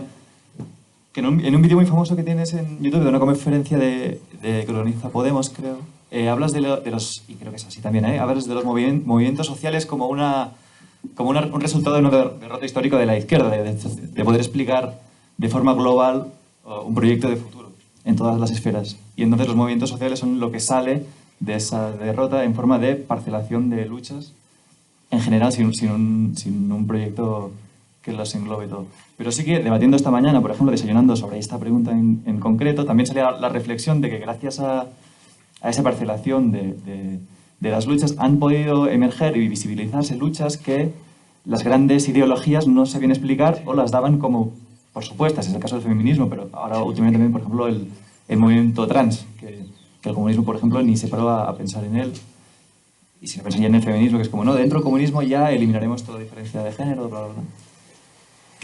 La pregunta sería un poco, ¿cómo veías eso de que es una derrota, pero a la vez es una oportunidad para visibilizar sectores minoritarios que no han quedado recogidos en las grandes ideologías transformadoras? Madre mía. Bueno, empiezo por las cuestiones de tecnología. Es curioso cómo lo planteáis, porque hace 20 años, ya soy muy viejo, hace 20 años la pregunta hubiese sido completamente la contraria. O sea, hace 20 años estaríamos hablando todo el rato, ¿no?, de las potencialidades emancipadoras de la tecnología, estaríamos hablando del copyleft, estaríamos hablando de distintas herramientas de software libre, ¿no?, que serían un poco eso, el laboratorio, la semilla de la que emergería posibilidades de cambio social. O sea, eso era súper habitual hace 20 años, casi era la norma, ¿no?, en sitios como este, era casi un lugar común por el que había que pasar. Y es curioso cómo desde entonces se ha producido pues casi un paso de la utopía digital a la distopía digital, ¿no? Ahora inmediatamente identificamos las transformaciones digitales como una oportunidad de concentración de los grandes poderes capitalistas, ¿no? Y es cierto, los monopolios de Silicon Valley son mayores que ningún otro tipo de monopolio que haya existido seguramente en toda la historia del capitalismo. Y eso de alguna forma yo creo que también, y creo que las dos preguntas van en esa, o las dos intervenciones van en esa dirección, nos hemos dejado algo por el camino, ¿no? Yo creo que hace 20 años éramos un poco ingenuos respecto a la realidad, ¿no?, de lo que eran las tecnologías digitales, y yo creo que ahora a lo mejor somos un poco demasiado pesimistas respecto a posibles usos democratizadores. Yo en ambos casos, lo decía hace 20 años y lo sigo pensando ahora, creo que la respuesta tanto a los efectos de concentración de capital tecnológico como al desarrollo de herramientas emancipadoras tiene que ver, bueno, pues con integrar la tecnología dentro de procesos democratizadores. Es decir, no pensar que la tecnología va a ser una herramienta de democratización, sino al revés, que incrustada en procesos de democratización, la tecnología va a permitirnos hacer cosas que ahora mismo ni imaginamos. ¿No? Y ahí yo sí creo que, lamento bueno, mi papel de defensor de la institucionalidad aquí, pero ahí yo sí creo que cometimos un error en aquel momento, ¿no?, de auge de las tecnologías, de infravalorar el papel que las instituciones públicas podrían tener en ese camino, ¿no? Porque enfrentarte a Silicon Valley, a Google, a Facebook, a quien sea, ¿no?, solo a través de mecanismos procedimentales, a través de software libre, apostando por cierto tipo de tecnología alternativa, yo creo que eso es imposible. O sea, yo creo que es imposible. Si no hay un monstruo de igual tamaño, ¿no?, capaz de poner coto a esas prácticas e impulsar, además, ¿no?, el uso de tecnologías en prácticas democratizadoras, es completamente inviable. Sí es cierto que yo creo que una lección interesante del movimiento ecologista que nos han dado es que el fetichismo tecnológico no es que sea indeseable, sino que es imposible, ¿no? Depositar esperanzas de emancipadoras en la tecnología digital, pues se enfrenta a límites no solo políticos respecto a qué pueden realmente hacer políticas de esas tecnologías, sino físicos. No da nuestro planeta de sí como para que esas fantasías futuristas se lleguen a cumplir. No obstante, yo insisto, no, creo que recuperar esas posibilidades sin arrojarlo todo por la borda igual es una mirada que deberíamos dirigir atrás sin ira a todos esos procesos de hace 20 y pico años que tenían limitaciones pero también fueron interesantes, ¿no? Todo lo que se trabajó en Hack Labs, en el movimiento copyleft, ¿no? Y, bueno, respecto a la segunda interpelación, la verdad es que lo has explicado también, que no sé si dejarlo sin responder, porque es que lo has explicado mucho mejor de lo que yo podría explicarlo. Estoy básicamente de acuerdo y me parece que has hecho acotaciones y totalmente adecuadas a lo que he planteado. Vamos, problematizar el Estado español es fácil, es que la descripción que has hecho es completamente exacta, ¿no? O sea, la estructura del Estado español, el alto Estado español, ¿no?, donde se toman las decisiones, es que a veces es una estructura familiar. Yo recuerdo una gráfica que hacían del Tribunal de Cuentas y eran familia, o sea, es que eran familia. No es por supuesto ya que hayan estudiado en el mismo colegio, que es que han estudiado todos en el Colegio del Pilar, es que eran familia, era el sobrino, la cuñada, era una cosa increíble, ¿no? O sea, propio de un país sin ilustración, ¿no? O sea, que estoy totalmente de acuerdo. De hecho, yo creo que uno de las lecciones más extrañas que ha dado, pues eso, tanto el municipalismo como toda la experiencia electoral de estos últimos años, es que efectivamente, sin esos mecanismos de acceso a los poderes del Estado, te van a ganar la partida siempre, ¿no? Y bueno, vivimos eso, una especie de conspiración de abogados del Estado, de Santa María, no sé cuánto más, se conocieron en clase, literalmente, ¿no? Si te cuentan, puedes montar una serie, ¿no?, una conspiranoica acerca de cómo acabaron tomando el poder del Estado desde su clase de abogacía o algo así, ¿no? Así que yo creo que tienes toda la razón, y ese es un problemón, porque tampoco es muy fácil generar contrapoder respecto a esas estructuras sin que te coopten las propias estructuras. O sea, yo creo que es un problemón sobre el que merece la pena pensar, y es normal que en un Estado como el español ser escéptico, ¿no? Así que el en serio me lo tomo muy en serio, ¿no? O sea, me parece completamente normal ser escéptico. Respecto a la universalización, pues sí, tenemos el estado de bienestar que tenemos, o sea, muy poco y muy limitado básicamente a algunos aspectos de la educación, cada vez menos, y algunos aspectos de sanidad, cada vez menos, ¿no? No obstante, a mí me parece que hacer un juicio completamente taxativo ahí y renunciar a la capacidad universalizadora del Estado igual es demasiado. Por eso hablaba de la generosidad, ¿no?, en ese aspecto. Saber cuáles son los límites y tenerlos muy claros y saber qué es lo que podemos esperar del Estado y no pedir más ni esperar más, porque es un camino de lágrimas, no va a salir nada más de ahí, pero sí exprimir eso al máximo, porque también es importante, también no me parece que sea necesariamente o en todo momento incompatible, ¿no? Y en ese sentido, no sé, o sea, yo creo que a veces yo creo que lo público y lo estatal no es necesariamente lo mismo. Y yo creo que el poder popular tiene mucho que ver con lo público, aunque no tenga que ver con lo estatal. Y en ese interregno de lo público, que no es siempre lo estatal, pero el Estado a veces sí puede intervenir positivamente, y yo creo que has mencionado algunos casos interesantes, ¿no? Yo mencionaría también el cooperativismo, ¿no? Yo creo que estamos viviendo un ciclo interesante de nuevo cooperativismo, donde justamente se están explorando esas posibilidades, ¿no? Hasta dónde con el Estado, en qué medida el Estado puede ayudar a dar saltos de escala, que yo creo que son muy importantes, y es el gran desafío del cooperativismo contemporáneo. Eso, qué deudas, ¿no? ¿Qué implica convertirse en la cooperativa Mondragón, o hay otras vías alternativas?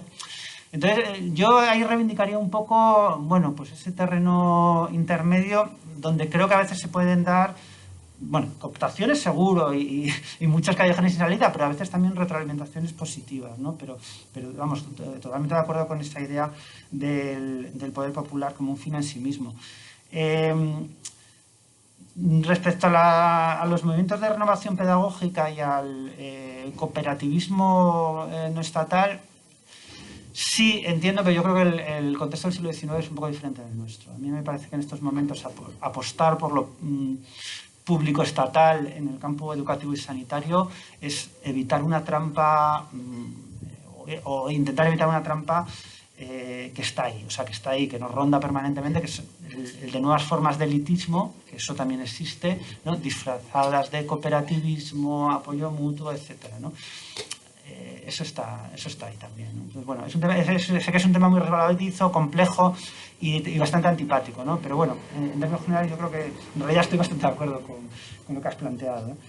Respecto es muy interesante la pregunta, es que lo estaba discutiendo justo ayer con una amiga, el tema de cómo salió ayer una encuesta sobre el rechazo de vacunas, rechazo también de desconfianza respecto a los dictámenes técnicos del COVID, etcétera, y se veía claramente que la gente de extrema derecha puntuaba muy alto, digamos ahí, desconfianza respecto a vacunas, respecto al relato oficial del COVID, etcétera, ¿no? Era como el polo claro ideológico que destacaba ahí.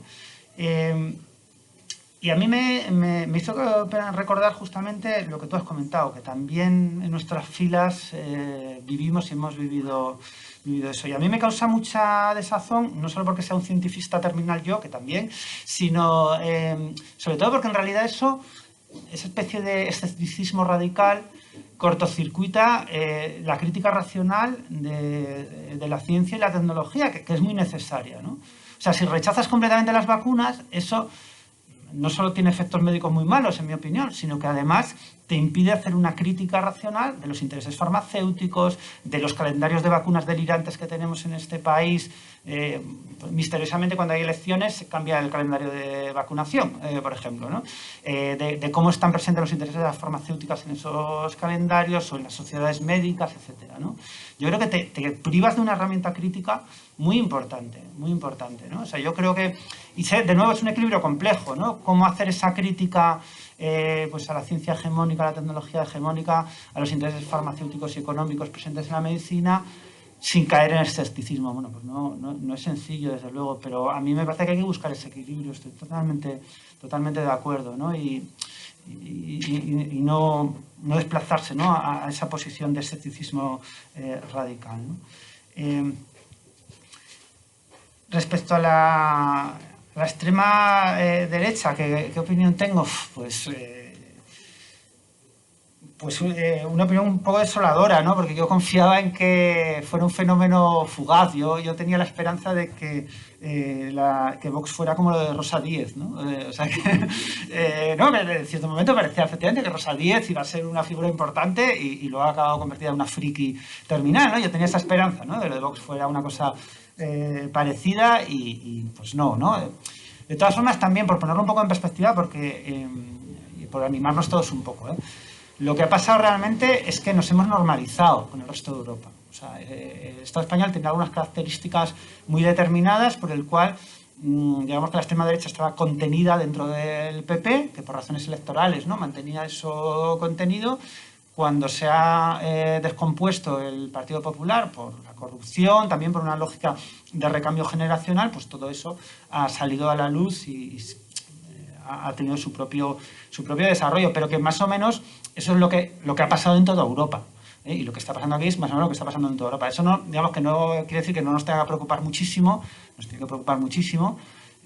Ayer mismo hubo antes de ayer un caso de agresiones fascistas terribles en Madrid contra un piso tutelado. Nos tiene que preocupar muchísimo, pero también ponerlo un poco en contexto, ¿no? Que no es un poco lo que pasa en todo el mundo. Y lo segundo, incluso yo diría que todavía estamos un poco mejor que en el resto de Europa, ¿no? Digamos que aquí la extrema derecha está rascando del Partido Popular. Digamos que ese es su caladero de votos, intenta diferenciarse de ellos, ¿no? Pero prácticamente todos los votantes de Vox eran votantes del Partido Popular. Hay muy poquísimo trasvase de voto de otras opciones. Eso es muy diferente de lo que pasa en el resto de Europa. En Francia hay muchos votantes de Le Pen cuya segunda opción es la extrema izquierda. La segunda opción es la extrema izquierda, ¿sí? O sea, si no estuviera Le Pen, votarían a la izquierda. Eso sí que nos tiene que preocupar muchísimo más, creo yo, ¿no? Bueno, mientras sea peleas entre la derecha, desde luego es muy de preocupar por distintos motivos, pero es mucho peor el segundo paso, y es el que yo creo que tenemos que estar muy precavidos para evitar, ¿no? Y respecto a los movimientos sociales, sí, luego después de esa conferencia me dio mucha rabia porque me dio la sensación de que se podía entender que estaba diciendo algo parecido a lo de la trampa de la diversidad o algo así. Para nada, o sea, no era eso lo que quería decir, para nada. Yo no tengo ningún problema con la atomización de causas, me parece que muchas veces se retroalimentan unas a otras y hacen que aparezcan otras nuevas, y estoy perfectamente cómodo con eso, no necesito ningún sujeto fuerte del cambio emancipador, ni nada. No creo que haya existido nunca, de hecho, me parece que es una pura mitología ideológica. No, yo lo que quería decir es que es un tema bastante, en el fondo, académico, ¿no? Es decir, que la noción misma de movimiento social es súper etérea. O sea, tú vas a la literatura científica y no está muy claro que es un movimiento social, ¿no? Ahí se incluye de todo, o sea, se mete en ese saco absolutamente casi cualquier cosa. Un sindicato es un movimiento social, no es un movimiento social, una asociación de vecinos, son causas particulares o generales. Entonces, lo que sí quería decir es que es una caracterización que se toma de la academia, o sea, se toma el debate sociológico y tal, y en cierto momento se asume lo asumimos los propios activistas. Yo lo viví eso, o sea, fue a finales de los 80, ¿no? Empezamos, no hablemos tanto de partidos, de organizaciones, hablemos de movimientos sociales. Y en realidad a mí lo que me preocupa no es esa supuesta atomización, que me parece incluso, como tú señalabas, positiva, sino que eso era mucho más compatible con un tipo de activismo más líquido, ¿no? O sea, que se contraponía más bien movimientos sociales a organización con lazos sólidos, más o menos estable en el tiempo. Podía ser un colectivo LGTBI o podía ser un sindicato, da igual, ¿no? Pero eran normalmente organizaciones más o menos estables en el tiempo, con un compromiso fuerte, relaciones personales incluso sólidas, ¿no? Esa era para mí la clave de donde yo creo que a veces nos dieron gato por liebre, porque de repente dijimos, vale, es que eso además es bueno, ¿no? Bueno, yo creo que lo que nos pasó, nos dieron un palizón, nos derrotaron de mala manera y lo que nos quedó fue un poco eso. Pero yo creo que en cierto momento nos empezamos a contar la historia de que eso era una buena noticia, ¿no? Y que nos permitía romper con las estructuras burocráticas, con relaciones de dependencia a veces muy tóxicas, etcétera. Y hay una parte de verdad también. O sea, las estructuras burocráticas de los partidos o los sindicatos eran y son atroces. Pero también yo creo que hay una cierta pérdida y contárnoslo solo como una buena noticia a mí me parece que es un error, que seguramente, bueno, seguro no tenemos que volver a las viejas burocracias como ideal de vida, eso es el horror, pero contentarnos, ¿no?, con esa licuefacción activista a mí me parece que es un mal equipaje, no? Però ja suele ser puntualització. Vale, doncs si us sembla ja tanquem la xerrada. Abans de tot m'agradaria recordar que, de fet no m'he recordat, però m'agradaria dir que han vingut les companyes de 8.000 motius, que les van encausar el 8 de març de fa 2 anys per una sèrie de coses i les demanen 26.000 euros de multa, entre d'altres, i presó, etc. Fan una roda de premsa dilluns, però han portat samarretes per anar fent caixa, que si les voleu comprar les tindrem allà. I res, moltíssimes gràcies per venir a tots vosaltres, també a César per haver sigut tan ràpid. Va ser com un dimarts així en data oberta, li vaig escriure al correu de la universitat i el dissabte al matí ja el teníem aquí. I res més, que seguim en data oberta, que el perill segueix allà, que els titulars van dir que se suspenia el desallotjament, però en realitat se suspenia aquell dia, és a dir, el dia següent ja tornàvem a estar en data oberta, i que passi quan passi ens trobaran defensant la casa i esperem el vostre suport. Convocarem concentració al matí just quan vingui la policia i manifestació a la tarda si ens fan fora, que no ho faran. I res, moltes gràcies per venir i guanyarem perquè tenim la raó i perquè tenim la força. Gràcies.